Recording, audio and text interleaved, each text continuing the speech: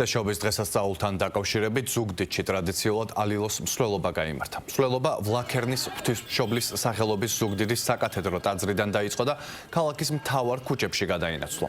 მოზარდებმა და ახალგაზრდებმა ბიბლიური პერსონაჟები გააცოცხლეს და მოსახლეობას შობა ახალი წელი მიულოცეს. გზა ალილოს მონაწილეებს ადგილობრივი ხელისუფლების წარმომადგენლები შეუერთდნენ და შობის მახარებლებს საჩუქრები გადასცეს. ალილოს მსვლელობა ივერის ყოვლადწმინდა ღვთისმშობლის სახელობის საკათედრო ტაძარში საშობაო პარაკლისით დასრულდა. დღის ბოლოს შეგროვებული სურსათ სანოვაგე სოციალურად დაუცველ ოჯახებს გადაეცემა.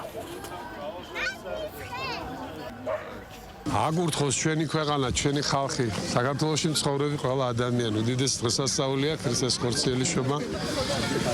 იმართება მთელს ქვეყანაში ყველგან ალილო მსვლელობა.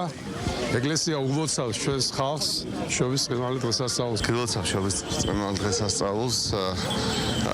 ზუგდიდიდან ულოცავ მთელ საქართველოს უსურვებ ამთლიანებას, გაძლიერებას და არ ვიცი, ყოველივე სიკეთე მოეტანოს ამ დღესასწაულს ჩვენი ქალაქისთვის ფარავდეს და საქართველოს. სრულიად საქართველოს გილოცავთ შობის წვიმალი დღესასწაულს. იხარეთ და იბედნიერეთ, უფლის პატივ ფარავდეთ. გილოცავთ ყველას ამ ბრწყინვალეს დღესასწაულს. ულოცავთ მთელ საქართველოს, იყოს ყოველი შობა ჩვენთვის ბედნიერი და მშვიდი.